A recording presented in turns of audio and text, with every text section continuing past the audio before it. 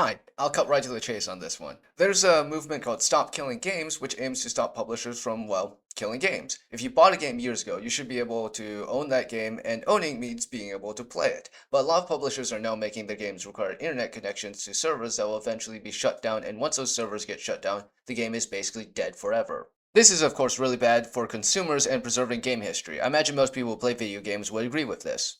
The idea behind this movement is to get regulation put into place that would require publishers to at least make sure that when they are sunsetting their games, they make sure the game is in some kind of playable state, whether it be allowing single-player games to not require an internet connection for DRM, or releasing some resources that the community can use to piece together something that would allow for the network or multiplayer features to still be accessible.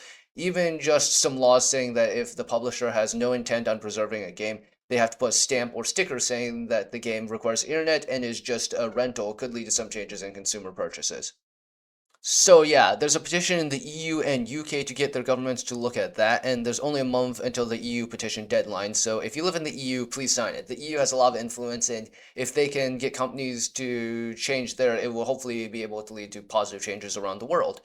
They only have until the 31st of July to get the remaining 460,000, at least last I checked, remaining required signatures. I live in America, so unfortunately I have no say in this, and I have a pretty small platform, but if I can get at least one European viewer to sign this, then that's a massive win in my opinion.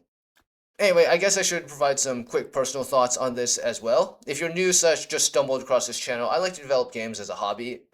I'll be honest, they're not particularly good games, but I have fun making them. I certainly would want a lot of them to be preserved well into the future so that I can return to them and see some of my own history while also potentially leaving other humans to have the ability to play them.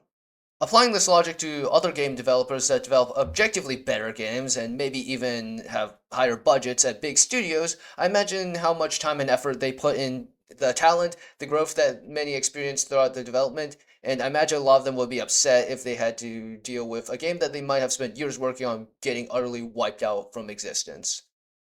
So I'd argue this movement is not just about gamers, though I argue that definitely the consumer is basically a large part of this, but it's also about game developers not losing the product of their hard work because some higher ups at studio decide it's no longer profitable to run some servers. So yeah, if you live in the EU, please sign the petition. I'll link in the description. Hopefully with this, less games will become lost media. I'm not sure how helpful this video will be in getting signatures, but hopefully it helps a little. Also, on unrelated note, I'm aware that this video is in English and most EU countries don't speak English, so I wonder if any success can be had in translating some of the videos promoting Stop Killing Games by Accursed Farms into some of the language spoken in EU member states. Maybe that'll get more reach and traction.